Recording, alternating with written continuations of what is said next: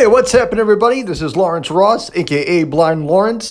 Pardon me, you with the severe aesthetic deficiencies. Hey, ugly! Thanks for checking out my YouTube channel. Hope you like what you see. Observing obscure observances, looking at the calendar for July 23rd, Gorgeous Grandma's Day. In 1984, at the age of 50, Alice Solomon graduated from Wellesley College. She felt that society saw her and other women of her age and older as senior citizens, and as women who were no longer useful or relevant. She set out to change that and came up with the idea of Gorgeous Grandma. She realized that grandma was a term ascribed to older women, regardless if they were actually grandmothers or not. She decided to embrace the term, but decided to put gorgeous in front of it, which she thought represented a snappy, notice me image. She then created the day to celebrate older women, to get rid of the stereotypes surrounding them, and to show there is much they can still do. Hot enough for you day?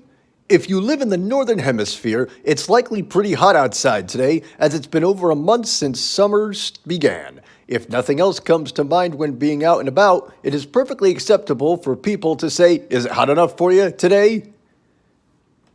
Well, they say that a lot, so it doesn't really have a lot of merit if you ask me. It's like that song by Dennis Leary, the song called Asshole, where he says, "I walk around in the summertime saying, how about this heat?" I'll put a link to it in the description.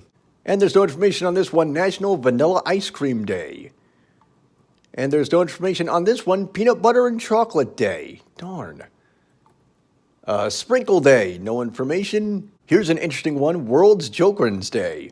Today we commemorate Dr. Henrik Jokren, a Swedish ophthalmologist who was born on today's date in 1899. In 1933, he identified what became known as Sjogren's syndrome. Sjogren's, pronounced Sjogren's syndrome, is an autoimmune inflammatory disease where white blood cells attack moisture-producing glands.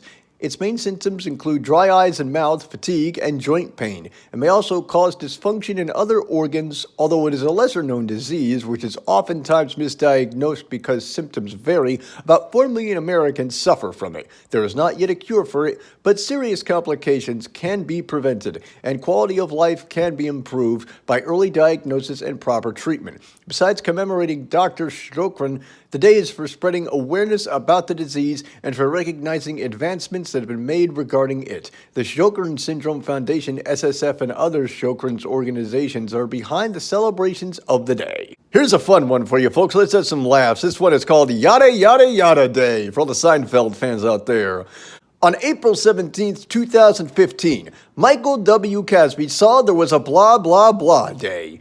He then tweeted Check I Day, declaring July 23rd as Yada Yada Yada Day. He also created Facebook and Twitter pages for the day. Casby said that the Seinfeld episode, The Yada Yada, was part of the creative inspiration for the establishment of the day. The Yada Yada was the 153rd episode in the series and aired on April 24th, 1997.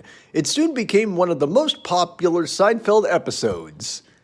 The phrase yada yada yada, which means so on and so forth, or blah blah blah, was used in the episode. It is a phrase that had been in use before, but the episode increased its popularity.